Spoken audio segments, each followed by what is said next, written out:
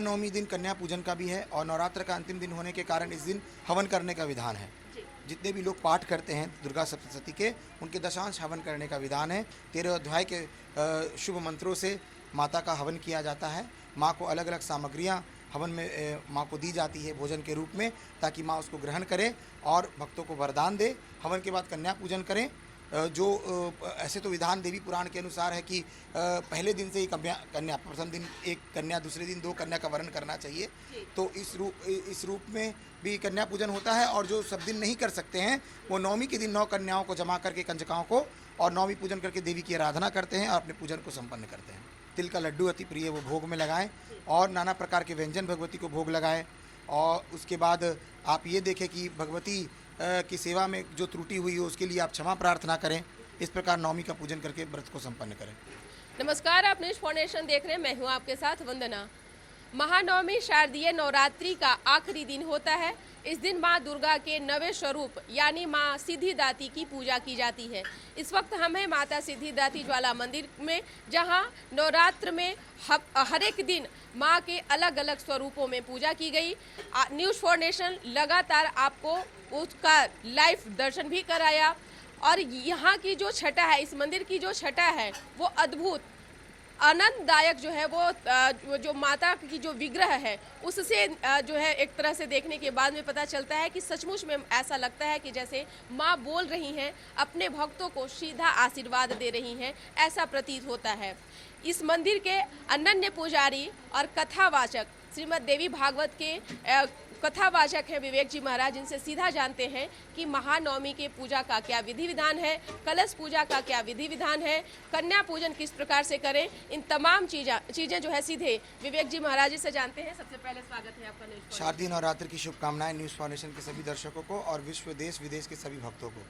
और जहाँ तक महानवमी का सवाल है तो महानवमी नवरात्र का आखिरी दिन आपने कहा, लेकिन नवरात्रे मतलब आखिरी होता ही नहीं है, विराम होता है, ठीक ना। तो नवमी के दिन करके लोग पारण कर लेते हैं, लेकिन नौवीं सिद्धिदात्री से नवरात्र पूर्ण हो जाता है पूजन करके।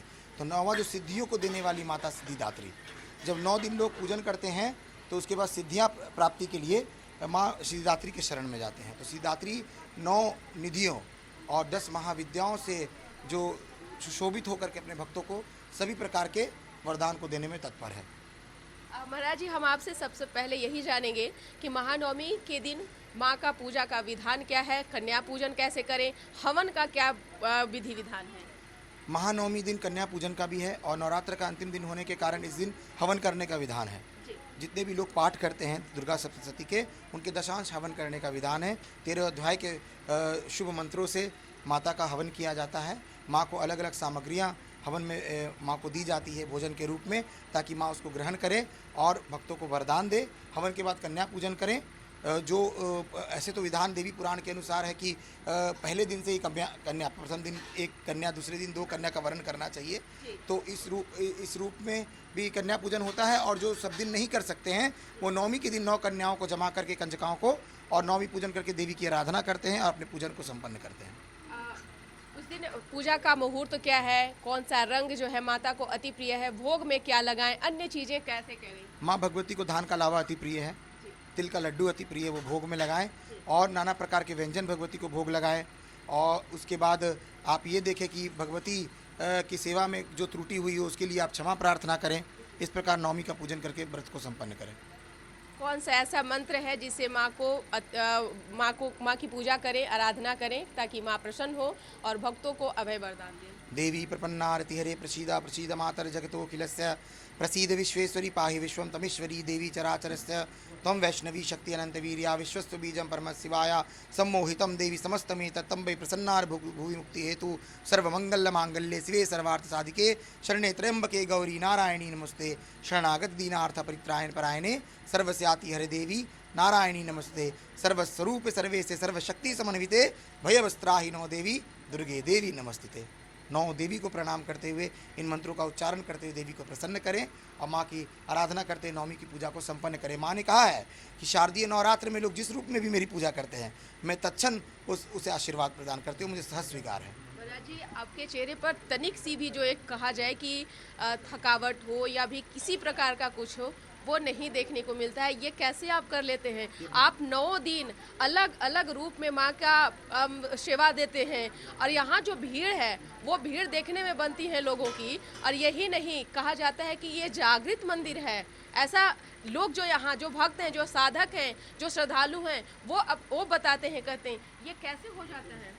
बचपन से ही भगवती की भक्ति करते हुए मैंने माँ की प्रतिमा स्थापित की थी और उन्हीं की कृपा से आज मैं ये कर पाता हूँ। उनकी शक्ति है जो वो प्रेरणा देती है मुझे, मैं वो करता हूँ।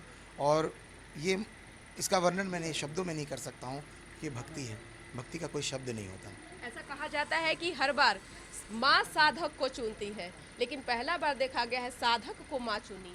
क्या? ये माँ की कृपा है मुझ पर। पूर्व जन्म का कुछ वैसा है।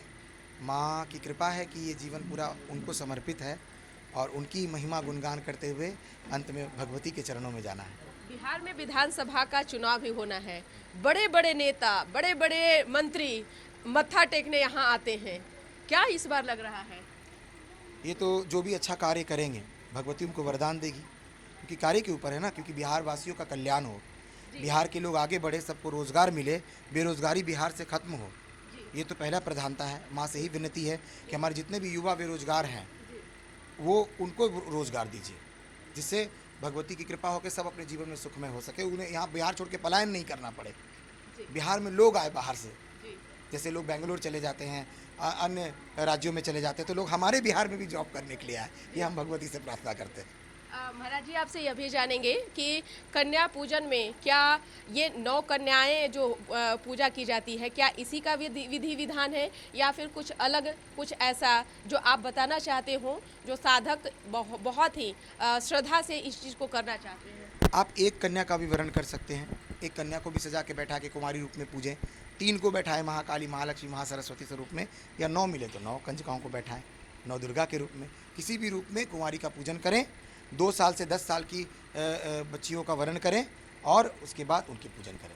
यही विधान है। एक और सवाल आपसे रहेगा कि जिस तरह से 9 दिन, यानी कि इस बार जो नवरात्र था वो 10 दिनों का है। ऐसे में बड़े ही श्रद्धा से मंदिरों में, पंडालों में जो साधक हैं, जो भक्त हैं, वो पूजा अर्चना माता रानी का किए। जाते जाते आप क्या संदेश देना चाहेंगे और माता रानी से आप क्या बिहार वासियों के लिए प्रार्थना करेंगे? भगवती से बस इतनी ही प्रार्थना है कि माँ सबको सुखमय जीवन दे, स्वस्थ जीवन दे, आरोग्यता दे, बुद्धि दे, बल दे। सबसे पहले तो बुद्धि दे। बुद्धि देने से अच्छी बुद्धि रहेगी तो अच्छे कार्य करने में वो सहायक होगा। एक दूसरे का लोग साथ दे, अपने ही नहीं अपितु जो भी आपसे जुड़े हुए हैं उन सब का कल्याण करें। केवल अपने लिए ही नहीं सोचें। भगवती उस पर कभी प्रसन्न नहीं होती। वो माँ उसी पर प्रसन्न होती है जो अपने साथ साथ सबके बारे में सोचते हैं। तो सबका भला हो, यही माँ से प्रार्थना है।